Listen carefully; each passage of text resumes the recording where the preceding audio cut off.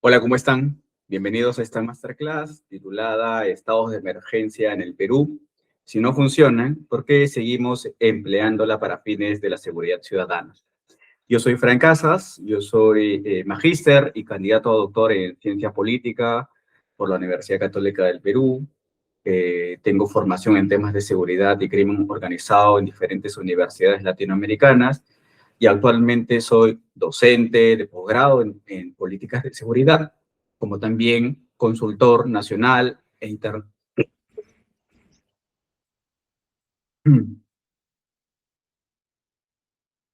Hola, ¿cómo están? Bienvenidos a esta masterclass denominada Estados de Emergencia en el Perú.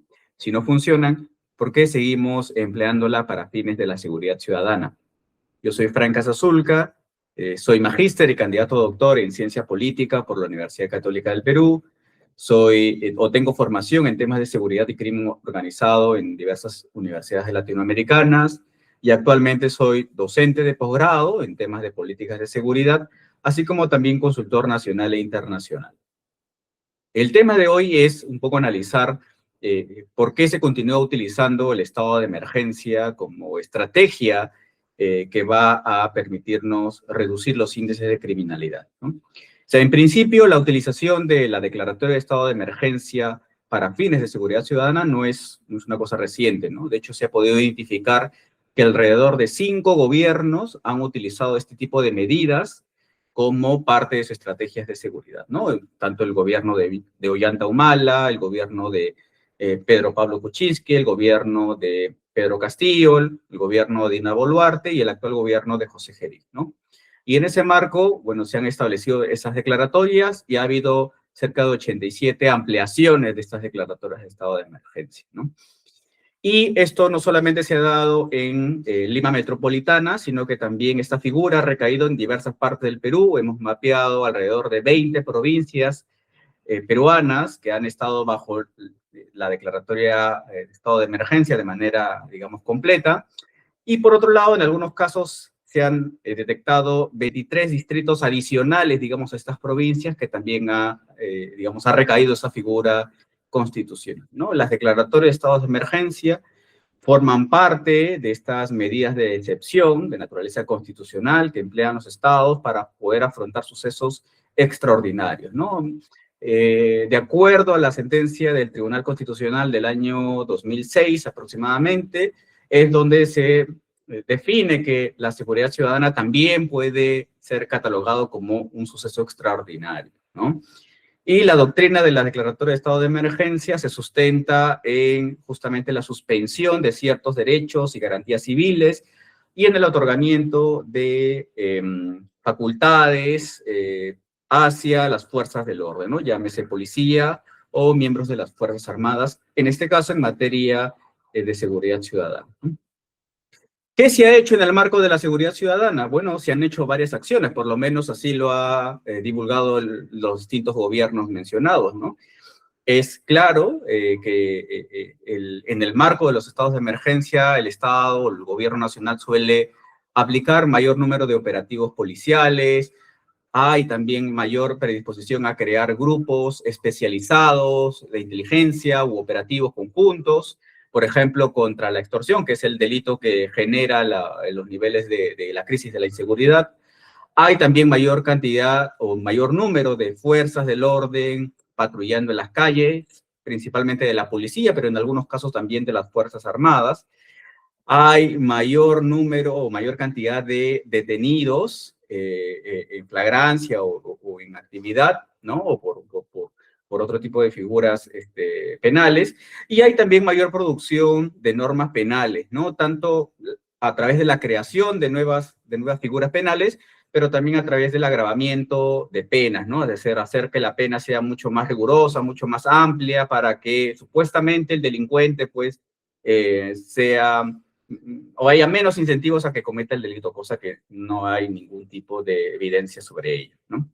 Ahora, la pregunta es, más allá de este importante esfuerzo que se ha evidenciado en el día a día y de las cosas que seguirá haciendo el gobierno, si esto ha tenido un correlato con los resultados, ¿no? Entonces, para poder identificar si ha habido este correlato o no, he utilizado 3 indicadores de seguridad ciudadana. un primer indicador de homicidios, el otro indicador de delito patrimonial y el otro asociado al crimen organizado, un mercado ilegal, para saber si ha impactado de manera positiva o no frente a estos delitos, ¿no? Entonces, una primera pregunta que me hago es si el estado de emergencia redujo el homicidio, ¿no? O se redujo el homicidio durante la aplicación del estado de emergencia, ¿no? Entonces, sobre la base de información oficial del Estado, del Instituto Nacional de Estadística e Informática, los datos nos dicen que la tasa de homicidios en Perú por 100.000 habitantes, lejos de reducirse, ha crecido en el contexto del estado de emergencia, ¿no? Entonces, actualmente, de acuerdo a la información que se divulgó, estamos en cerca de una tasa de 10.7 con tendencia creciente, ¿no? O sea, va a seguir creciendo probablemente. Entonces, por lo tanto, la respuesta es que no se ha reducido el homicidio durante el estado de emergencia. Por otro lado, nos preguntábamos si se redujo el robo y hurto como figuras del delito patrimonial durante el estado de emergencia, y los datos nos permiten apreciar que tampoco ha habido una reducción durante el contexto del estado de emergencia de este delito, ¿no? Hay un crecimiento que ha pasado de 11.3% durante la época de la pandemia hacia el último dato disponible, no hay más datos, lastimosamente, digamos, alcanza cerca del 16.8% el porcentaje de las víctimas, ¿no? A nivel nacional que sufren de este delito. Entonces, tampoco ha servido para reducir este fenómeno, ¿no? Entonces, la respuesta es no. Finalmente, nos preguntamos si se redujo la minería ilegal del oro durante el contexto del estado de emergencia. Y la respuesta también es no, ¿no? He utilizado en este caso el dato del valor económico asociado a la producción ilegal del oro en el Perú hasta el año 2023, que es el dato más disponible. Y lo que nos dice el dato económico es que la salud económica de este mercado ilegal continúa intacta. De hecho, de acuerdo a los últimos reportes, el precio del oro ha vuelto a crecer, se encuentra en su nivel más alto durante todo el tiempo del boom. Y por lo tanto, entonces, no hay ninguna, digamos, avisos de que en el futuro esto pueda reducirse, ¿no? Por lo tanto, entonces, queda claro que tampoco el estado de emergencia ha sido, digamos, eficaz, ¿no? Para reducir este tipo de delitos, ¿no? Evidentemente que hay muchas razones para ello, ¿no? En principio es una figura normativa, es una figura constitucional, que en realidad su utilidad principal, de acuerdo a algunas conversaciones que he tenido con diferentes actores operativos en materia de seguridad, ¿no? Permite, por ejemplo, entre otras cosas, ayudar a que la policía pueda hacer su actividad de rastrillaje, ¿no? Para, digamos, tener el factor sorpresa dentro de sus operativos y no necesariamente tengan que ir a solicitarlo a un juez, que tiende a demorar ese procedimiento. Entonces, tiene un valor operativo, pero de ninguna manera, pues, es una estrategia, ¿no? Entonces, es muy, digamos, es imposible que por una simple herramienta de carácter normativa constitucional, un fenómeno o fenómenos complejos asociados a la inseguridad puedan resolverse, ¿no? Pero la pregunta ya que nos hicimos con Yanela Laureano en un artículo que salió publicado en el mes de diciembre del año pasado en la revista de la Policía Nacional de Colombia, una revista académica, es, ok, si finalmente tanto en discurso como las acciones enmarcadas en el estado de emergencia no han sido efectivas, ¿por qué el gobierno insiste en ello, ¿no? Entonces, tomamos como referencia, digamos, un primer nivel de discusión que tiene que ver con lo que la mayoría de expertos ha mencionado en los medios de comunicación, en otras publicaciones, es principalmente una razón de populismo, ¿no? Entonces, los políticos, frente a el desconocimiento, la presión popular y las figuras internacionales como Bukele hacen que tiendan a construir discursos, ¿no? Que orienten a una especie de utilización de la mano dura, sin contemplación, contra el delincuente, con el objetivo de poder, digamos, mantener cierto nivel de aceptación por parte del ciudadano, ¿no? A ese se le conoce como el populismo penal, en el caso asociado a los delitos, ¿no? Entonces, eso es una explicación, sí, coherente. Sin duda hay muchos políticos que hoy en día han tomado la figura de Bukele como una figura representativa, desde la lógica, no solamente de la derecha penal, sino también en realidad cualquier gobierno, hasta los de izquierda, utilizan esa figura para poder, digamos, de alguna manera ser aceptado por la población, ¿no? Sin embargo, con Yanela intentamos también plantear otro tipo de respuesta alternativa, digamos así, ¿no? Y nuestra respuesta es que además de eso hay que ver otros elementos de la dimensión política, pues esto es un asunto, un problema de naturaleza política, ¿no? Y es que dimos cuenta de la existencia de una coalición de personas, ya sea que vengan del gobierno, de que vengan del Congreso, pero también pueden venir de la sociedad civil, de expertos, también puede venir de ciertas instituciones públicas, puede venir incluso de la misma población, de medios de comunicación, del Poder Judicial, etcétera. No es un conjunto de actores dispersos, pero que guarden en común una idea, ¿no? Un sistema de creencias, digámoslo así, que posiciona la idea o una idea particular sobre la seguridad, ¿no? Centrada principalmente en que la seguridad es simplemente la ejecución o la producción de acciones policiales, aun cuando no exista claridad sobre cuál es la estrategia detrás de este tipo de acciones, y tampoco no hay un sustento que la avala o que de alguna manera nos permite evidenciar que implementando estas acciones vamos a lograr algún tipo de resultado, ¿no? Entonces,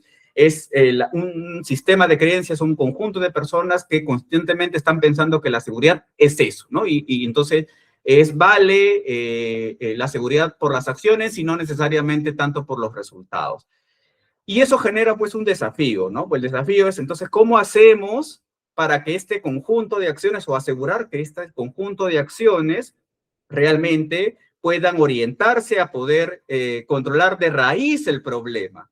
Pero para ello tenemos que concentrarnos pues en las causas y en los factores de oportunidad que genera que el delito pueda ser cometido, ¿no? Entonces, si no controlamos estos elementos, lastimosamente el delito va a continuar funcionando, ¿no? Y no se trata simplemente de hacer acción por acción, sino que tenemos que asegurar que todo esté debidamente consistente, coherente, enfocado en resultados, ¿no? Cosa que no ha existido en este problema. Para poder, digamos, graficar esta idea o esta respuesta alternativa que damos, voy a traer un ejemplo, ¿no?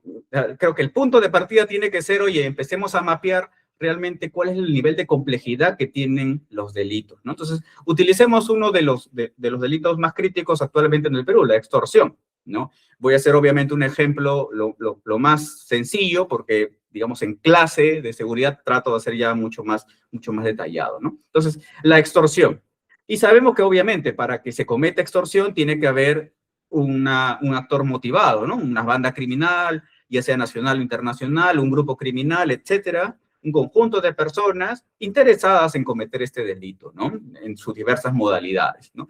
Y claro, si para enfrentar, ¿no? a este grupo criminal, ahí es necesario el trabajo de la Policía Nacional, del Ministerio Público, con inteligencia, con un buen nivel de articulación para que se pueda desarticular, ¿no? Y eso es válido, ¿no?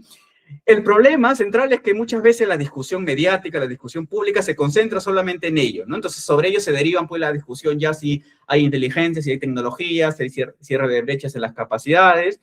Eso está bien, pero no es lo único, ¿no? Entonces, nosotros podemos desarticular un sinnúmero de organizaciones criminales, pero si no controlamos también el entorno, el entorno donde se desarrolla el delito, entonces esto lastimosamente no va a tener ningún resultado positivo en el largo plazo. ¿Por qué?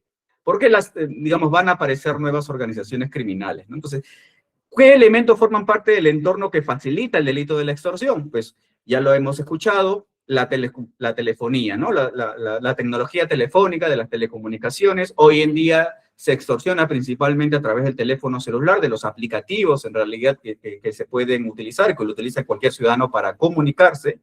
Y a la vez, pues, ¿no? Para que funcione este teléfono, pues hay una venta indiscriminada, informal de SIM cards, ¿no? Como en el Perú lo llamamos, los chips, ¿no? Entonces, tenemos que controlar también este mercado, que no necesariamente es al 100% ilegal, sino que es un mercado en realidad legal, pero que es utilizado también para fines ilícitos. Y entonces, Por lo tanto, aquí no solamente hay un trabajo policial que realizar, también hay un trabajo de carácter administrativo, de fiscalización administrativa. Y ahí es importantísimo, por ejemplo, el rol que cumple la OCIPTEL como el ente regulador de las telecomunicaciones. La pregunta es, ¿OCIPTEL está siendo incorporado o participando de las estrategias de seguridad? Pues por lo menos la discusión pública, o en la discusión pública, OCIPTEL casi no aparece, ¿no? Entonces, si no lo incorporamos como parte de la estrategia, pues estamos dejando de lado una de las principales herramientas que se utiliza para la extorsión.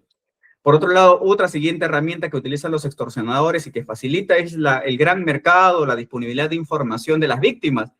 En el Perú, lastimosamente, como en otras partes del mundo, la información privada realmente no es muy bien fiscalizada y vigilada y controlada, ¿no? Sino que muchas veces, o a veces de organismos públicos, o a veces de los sistemas financieros, esa información es vendida o perdida, o subtraída, y llega a la mano de los extorsionadores, ¿no?